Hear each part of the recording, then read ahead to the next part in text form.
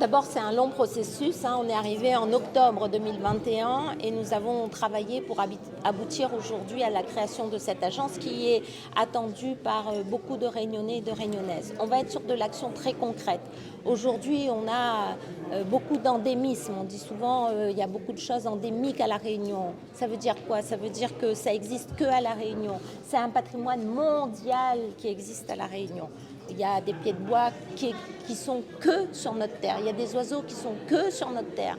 Donc tout ça, il faut préserver. C'est notre héritage et c'est celui qu'on va transmettre. La question, c'est concrètement comment on fait. Parce qu'il y a beaucoup de gens qui agissent. Il y a le parc, il y a la réserve marine, il y a les mascarins là-haut. Il y a plein de choses, il y a plein d'acteurs. Alors nous, ce qu'on pense, d'abord, c'est qu'il faut faire l'éducation populaire, très concrètement. Il faut mobiliser les citoyens, il faut mobiliser les enfants, il faut partager la connaissance. Quand on va sur des aires de pique-nique, c'est beau. On rentre, des fois on ne voit même pas le pied de bois endémique de la Réunion.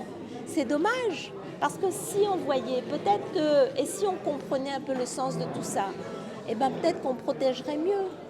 Et notre but aujourd'hui, c'est de mieux protéger tout ça. Donc, c'est partager la connaissance. Sur les aires de pique-nique, par exemple, il y a des milliers de Réunionnais. Toute la Réunion, dans une année, va pique-niquer dans des endroits. Ça doit être des lieux de connaissance. On doit pouvoir créer des jeux de société, par exemple, spécifiques réunionnais pour pouvoir connaître et jouer en famille pour apprendre pour mieux protéger, apprendre pour mieux transmettre. C'est ça qui est important. Aujourd'hui, vous avez près de 300 espèces endémiques à La Réunion. 35% de ces pieds de bois endémiques sont menacés.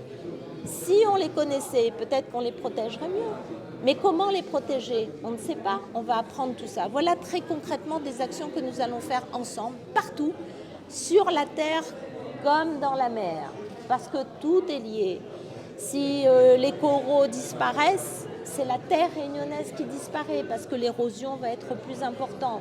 Donc le travail est immense. Il faut prendre par le bon bout.